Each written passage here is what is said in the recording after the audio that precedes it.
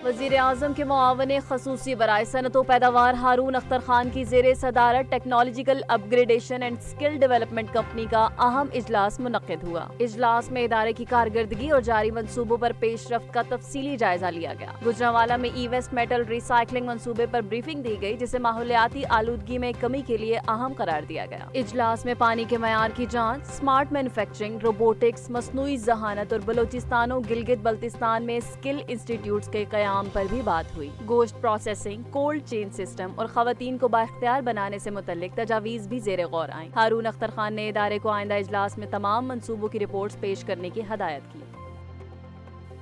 जजेस के तबादलों का केस समाअत 7 मई तक मुलतवी। सुप्रीम कोर्ट के आईनी बेंच ने इस्लामाबाद हाई कोर्ट में जजेस के तबादलों और सीनियरिटी से मुतल्लिक केस की समाअत 7 मई तक मुलतवी कर दी। जस्टिस मोहम्मद अली मजहर की सरबराही में 5 रुकनी बेंच ने केस की समाअत की, जिसमें justice Naeem Akhtar Afghan, justice Shahid Bilal, justice Shakil Ahmed और जस्टिस सलाहुद्दीन पनहोर शामिल थे। दरख्वास्त गुजारों के वकील मुनीर मलिक ने दलाइल देते हुए कहा कि आइन के आर्टिकल 201 और 202 को मिलाकर पढ़ना जरूरी है और जज का तबादला एक इंतजामी अमल जरूर है, मगर इस पर अदालती नजरसानी लागू होती है। जस्टिस मोहम्मद अली मजहर ने दरियाफ्त किया कि क्या अदालती तबादलों पर एग्जीक्यूटिव के इख्तियार को कुछ शराइत का सामना है। वकील ने जवाब दिया कि ऐसे तमाम फैसले अदालती जायजे के दायरे में आते हैं।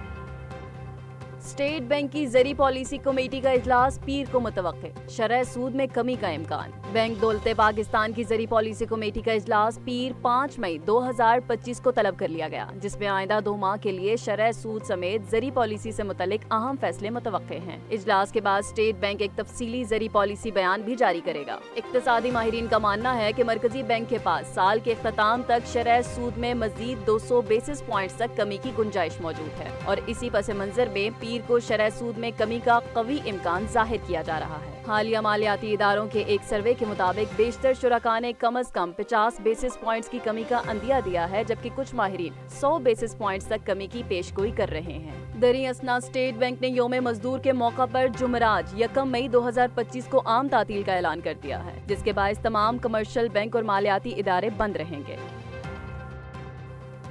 लाहौर के इलाके 32 चौक में वाक़या LPG फिलिंग की दुकान में सिलेंडर के धमाके के नतीजे में दिल खराश वाक़या पेश आया, जिसमें 2 बच्चों समेत 5 अफराद जाँ बहक और 6 जख्मी हो गए। धमाके के बाद शदीद आग भड़क उठी, जिसने पूरी दुकान को अपनी लपेट में ले लिया। रेस्क्यू 1122 की टीम ने फौरी तौर पर मौका पर पहुंचकर इमदादी कार्रवाइयां शुरू की और आग बुझाने का ऑपरेशन ताहाल जारी है। वाक़या फिलिंग के दौरान सिलेंडर फटने के बायस पेश आया।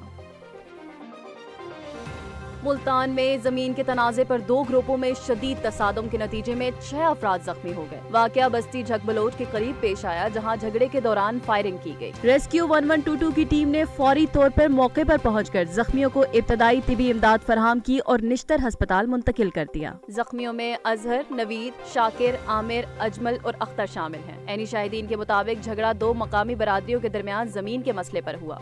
पुलिस ने मौका पर शवाहिद इकट्ठे करके मुकदमा दर्ज कर लिया और तहकीकात शुरू कर दी है।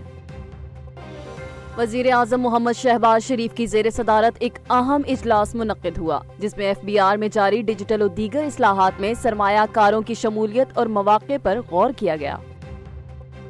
वज़ीर आज़म ने कहा कि बैनुल अक़वामी सतह पर पाकिस्तानी कारोबारी बरादरी अपनी सलाहियतों का लोहा मनवा रही है और मुल्क में हर शोबे, खास तौर पर IT में बेहतरीन माहिरीन मौजूद हैं। उन्होंने जोर दिया कि अगर इन माहिरीन को मौके फराहम किए जाएं तो ये आलमी सतह के नताइज दे सकते हैं। वज़ीर आज़म ने इस बात पर जोर दिया कि मुल्की इस्लाहाती अमल में पाकिस्तानी सरमायाकारों को शामिल करना हुकूमत की अव्वलीन तरजीह है। इजलास के दौरान वज़ीर आज़म ने FBR की डिजिटल इस्लाहात में सरमायाकारी के मौके पर एक खसूसी वेबिनार के इनेकाद की हदायत की, ताकि IT सेक्टर के सरमायाकारों को तफसील से आगाह किया जा सके। ब्रीफिंग में बताया गया कि FBR में digital monitoring, track and trace, digital तज्जियात, फेसलेस टेक्नोलॉजी, कार्गो ट्रैकिंग और डिजिटल इनवॉइसिंग जैसे मंसूबे जारी हैं, जिनमें से कई पर अमल दरामद हो चुका है। ये भी बताया गया है कि इन इस्लाहात में मजमूई तौर पर $10 करोड़ से ज़ायद की सरमायाकारी के इम्कानात मौजूद हैं। पाक कतर ताल्लुकात में वुसअत, बाहमी ताउन के नए मौक़े। चेयरमैन सेनेट सैयद यूसुफ रज़ा गिलानी ने कहा कि पाकिस्तान और कतर के दरमियान ताल्लुकात गहरे मजहबी, सकाफती और तारीखी रिश्तों पर मबनी है और IT, फार्मास्यूटिकल, शिपिंग, तामीरात और दीगर शोबेजात में बाहमी ताउन की बड़ी गुंजाइश मौजूद है। मराकश में शूरा कौंसिल कतर की डिप्टी स्पीकर डॉक्टर हमदा बिनते हसन से मुलाकात में चेयरमैन सेनेट ने कहा कि कतर की गजा में जंगबंदी और कैदियों की रिहाई की सालसी काबिल तहसीन है। उन्होंने अमीर कतर के मुतवक्का दौरा पाकिस्तान से कबल इदारा जाती इजलास मुनक्कद करने और पार्लिमानी रवाबित बढ़ाने की जरूरत पर जोर दिया। उन्होंने पाकिस्तान में कतर के मुख्तलिफ तरक्याती मंसूबों में दिलचस्पी को सराहा और कहा कि कतर वीजा मराकज के क़याम से अवामी रवाबित में बेहतरी आई है। डिप्टी स्पीकर डॉक्टर हमदा ने कहा कि कतर पाकिस्तान को अहम शराकतदार समझता है और दोनों ममालिक मजहबी और सकाफती भाईचारे के विजन पर कायम है। वजीर आजम मोहम्मद शहबाज शरीफ से पाकिस्तान के पहले digital foreign director investment form 2025 में शिरकत करने वाली बैनुल अक़वामी इंफॉर्मेशन टेक्नोलॉजी कंपनियों के आला ओहदेदारों ने वजीर आजम हाउस इस्लामाबाद में मुलाकात की। वजीर आजम ने मुअज़्ज़िज़ सरमायाकारों और कारोबारी रहनुमाओं का खैर मकदम करते हुए कहा कि पाकिस्तान एक नई डिजिटल मईशत की तरफ बढ़ रहा है और हुकूमत डिजिटल सेक्टर में तवीलुल मुद्दती सरमायाकारी को खुशामदीद कहती है। वजीर आजम ने इस मौका पर $700 मिलियन से जायद की सरमायाकारी के ऐलान को सराहा और इसे पाकिस्तान की इस्तेदाद पर आलमी एतमाद का इजहार करार दिया। उन्होंने कहा कि हुकूमत का विजन पाकिस्तान को टेक्नोलॉजी, मालियात और जिद्दत दराजी का इलाकाई मरकज बनाना है। मुलाकात में वजीर आजम ने जारी रेगुलेटरी इस्लाहात, माली मर्रात और इंफ्रास्ट्रक्चर में सरमायाकारी पर रोशनी डाली। वजीर आजम ने नौजवानों की तरबियत, मईशत की डिजिटलाइजेशन और AI और डेटा साइंस के फरोग पर जोर दिया। उन्होंने यकीन दहानी कराई कि हुकूमत सरमायाकारों को मुकम्मल ताउन फराहम करेगी और उनके साथ तवील मुद्दती शराकतदारी कायम करने के लिए पुरअज़्म है। अक़वाम मुत्तहिदा में पाकिस्तानी मंदूब सफ़ीर आसिम इफ्तिखार ने कहा कि मशरिक़ वुस्ता में पायदार अमन काबिज़ निज़ाम को मामूल बनाने से कायम नहीं हो सकता। सलामती कौंसिल में खिताब करते हुए उन्होंने फ़लस्तीनी रियासत के क़याम, बस्तियों की तोसी रोकने और जंग बंदी पर जोर दिया। उन्होंने कहा कि इसराइल ने सफारतकारी के बजाय जंग का रास्ता चुना है। गजा मुहासरे में है और इंसानी बहरान शदीद हो चुका है। पाकिस्तान ने इंसानी इमदाद को कानूनी हक करार देते हुए मुकम्मल रसाई का मुतालबा किया। सफीर का कहना था कि असल मसला इसराइली कब्जा है और सिर्फ इंसाफ ही पायदार हल फराहम कर सकता है। इस्लामाबाद को आलमी मयार का शहर बनाने का अज़्म। वफाकी वजीर दाखिला मोहसिन नकवी ने कहा है कि हुकूमत का मकसद इस्लामाबाद को आलमी मयार का शहरी मरकज बनाना है।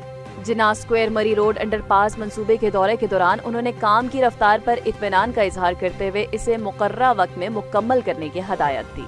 वजीर दाखिला ने जिन्ना स्क्वायर से फैजाबाद चौक तक शाहराह को मॉडल रोड बनाने, जदीद लाइट्स और लैंडस्केपिंग करने की हदायत की। शाहीन चौक, मारगला रोड और फैजाबाद इंटरचेंज के दौरे के मौका पर उन्होंने मारगला रोड को मरहलावार सिग्नल फ्री बनाने और फैजाबाद इंटरचेंज की रीमॉडलिंग जल्द शुरू करने की भी हदायत दी। चेयरमैन CDA मोहम्मद अली रंधावा ने ब्रीफिंग में बताया कि मंसूबे बर वक्त मुकम्मल किए जा रहे हैं और शाहीन चौक अंडरपास ट्रैफिक बहाव में बेहतरी लाएगा।